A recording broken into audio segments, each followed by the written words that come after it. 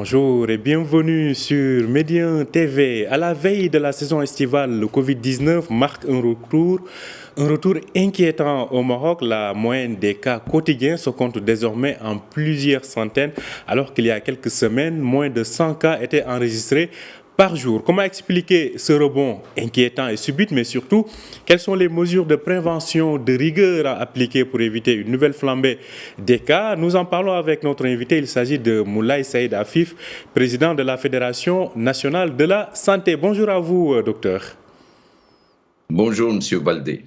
Merci pour l'invitation. Merci à vous de l'avoir accepté. Je le disais à l'instant, on pensait que cette page de Covid était complètement tournée parce que pendant plusieurs mois, on a quand même eu des cas de contamination quotidiens extrêmement bas. Aujourd'hui, on remonte, on frôle presque les 1000 cas par jour des fois. Comment expliquez-vous ce rebond, professeur ou docteur? Premièrement, il faut savoir que le Covid est toujours là. Donc ça, c'est une réalité et qu'on assiste, comme on assiste partout dans le monde, à des rebonds. Plutôt actuellement, vous avez employé le mot juste, à savoir rebond. On ne peut pas parler encore de nouvelles vagues. Pourquoi? Parce qu'on a délaissé toutes les mesures barrières. Et vous l'avez vu durant le mois de Ramadan, avec la prière de l'Eid, avec les matchs où il y a plus de 30 000 spectateurs, et on le voit partout. Et les gens, mais c'est tout à fait normal parce qu'il faut qu'il y ait un retour plus ou moins à la normale. Pourquoi? Parce que nous l'avons vu, plusieurs secteurs ont été sinistrés, à commencer par le secteur du tourisme qui reprend des couleurs.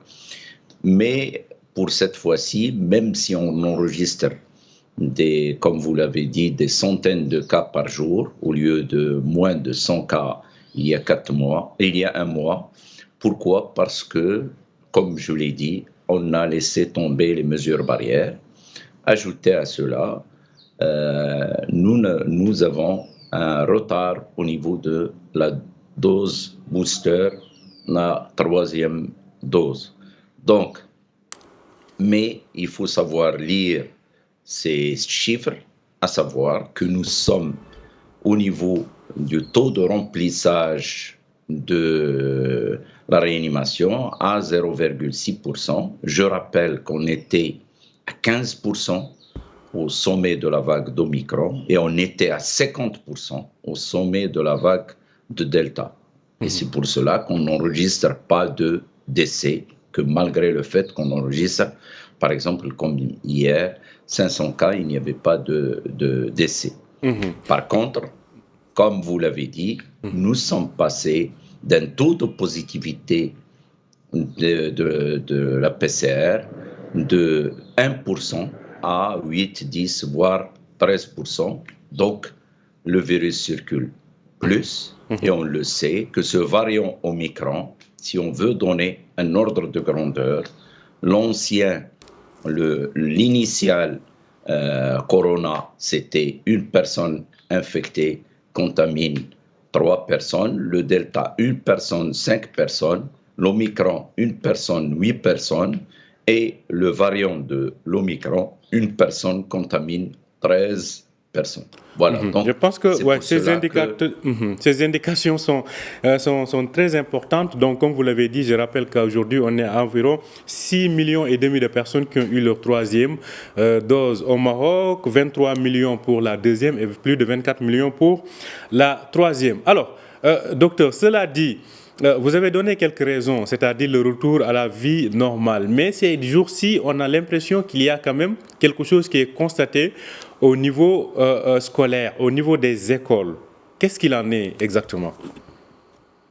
C'est vrai, on remarque plus de contamination au niveau des élèves et surtout les élèves qui ont moins de 12 ans, qui n'ont pas été vaccinés, puisqu'on a jugé le Comité national de vaccination comme les élèves ne faisaient pas de cas graves de cette catégorie de moins de 12 ans, contrairement à ce qui se passait pour le Delta, on a choisi de ne pas vacciner les élèves de moins de 12 ans et donc on voit plus d'élèves contaminés. Ces élèves, quand ils sont contaminés, ils contaminent leurs parents et c'est pour cela que le ministère de l'enseignement primaire a demandé aux élèves, quand ils sont malades, de rester chez eux. Et si ça se prolonge, de faire un test avant de venir pour, ne pas contaminer leurs parents et surtout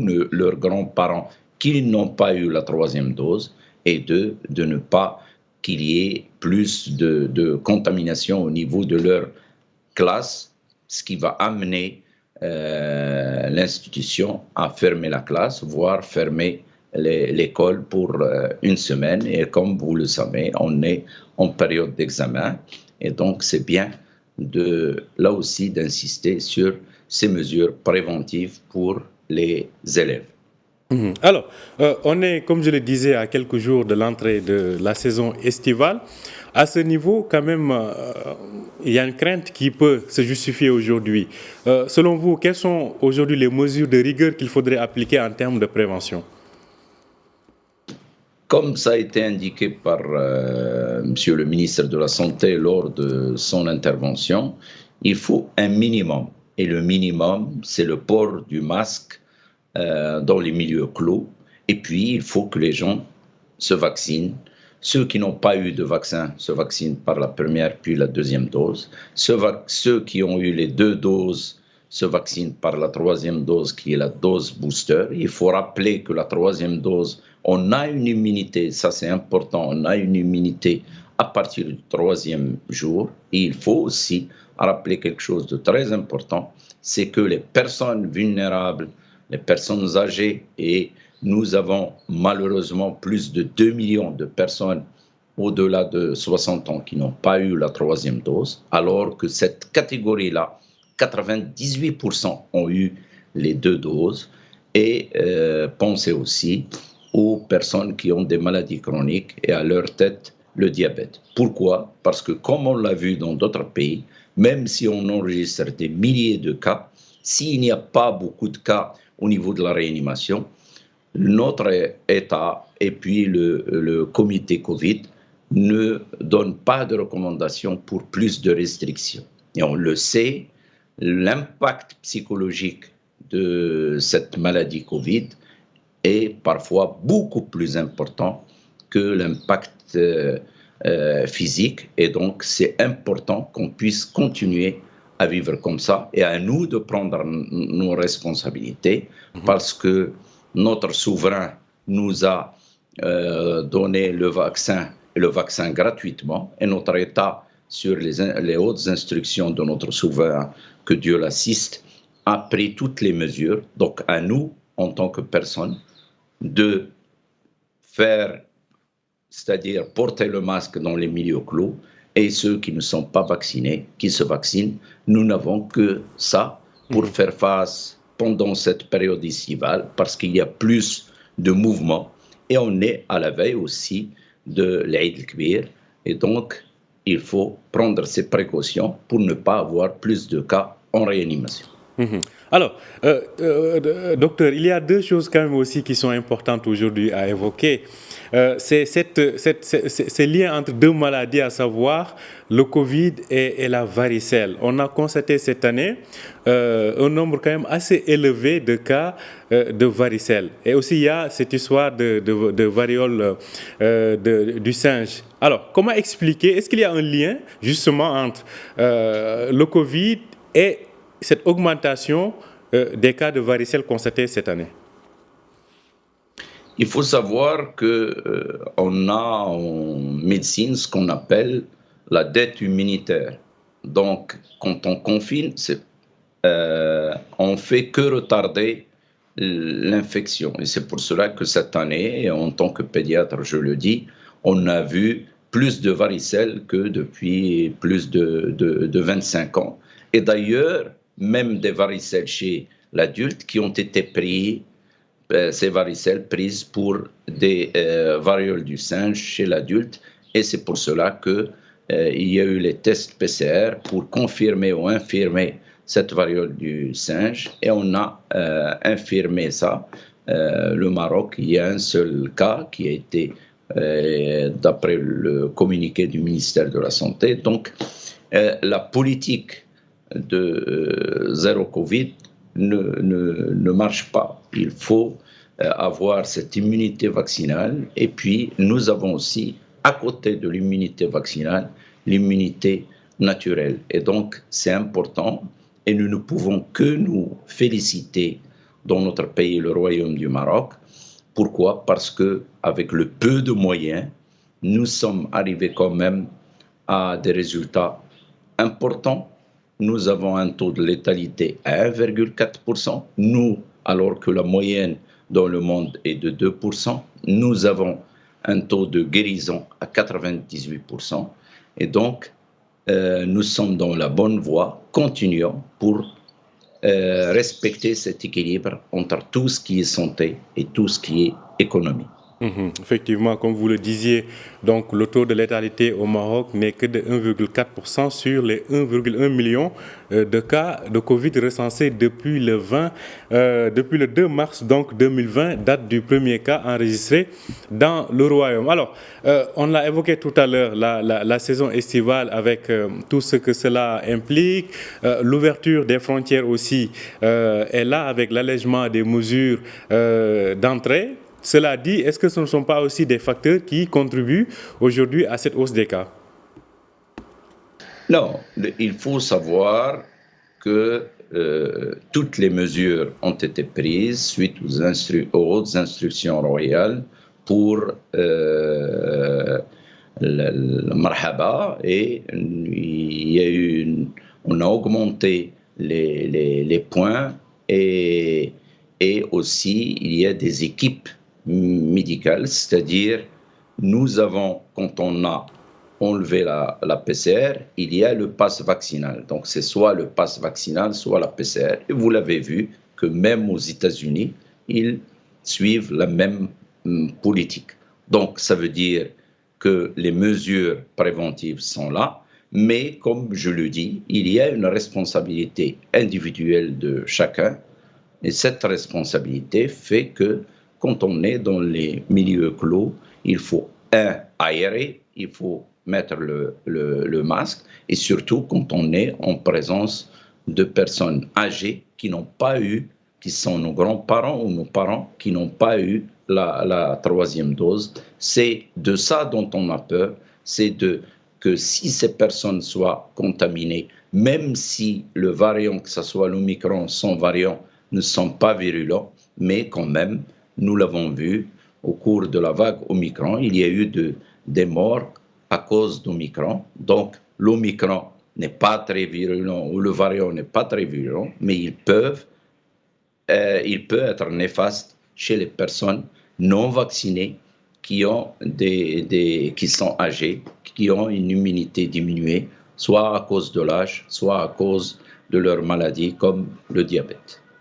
Alors, vous l'évoquiez tout à l'heure en disant qu'au niveau des écoles, il y a en tout cas actuellement une recrudescence des cas de contamination, des élèves qui n'ont pas été, surtout qui n'ont pas été vaccinés. À ce niveau-là, pensez-vous aujourd'hui qu'il faudrait en même temps encourager la troisième dose booster, comme vous l'avez dit, pour les personnes de plus de 18 ans ou 12 ans? Est-ce qu'il faudrait penser peut-être à ceux qui sont au niveau d'âge inférieur pour la vaccination? Non. Nous, au niveau du comité de vaccination qui est présidé par le professeur Monetar Lalaoui, il y a plusieurs experts de différentes spécialités, de différents secteurs.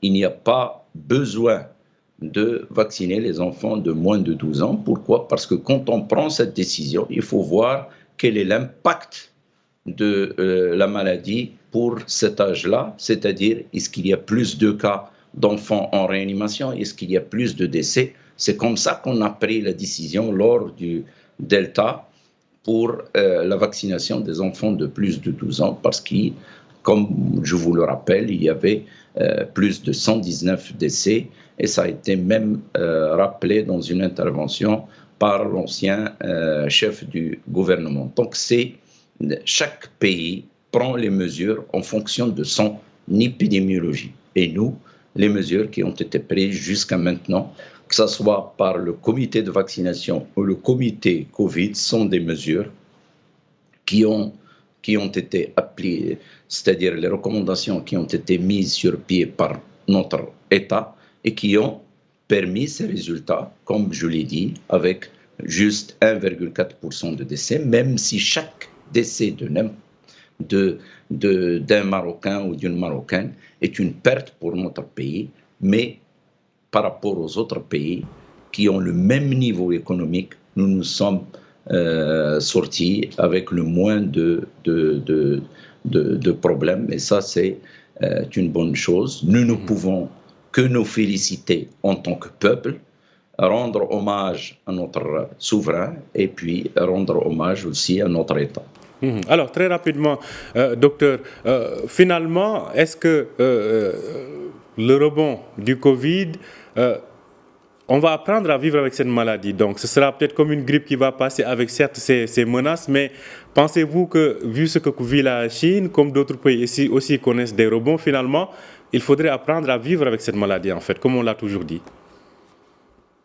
Tout à fait, vous avez raison de le dire.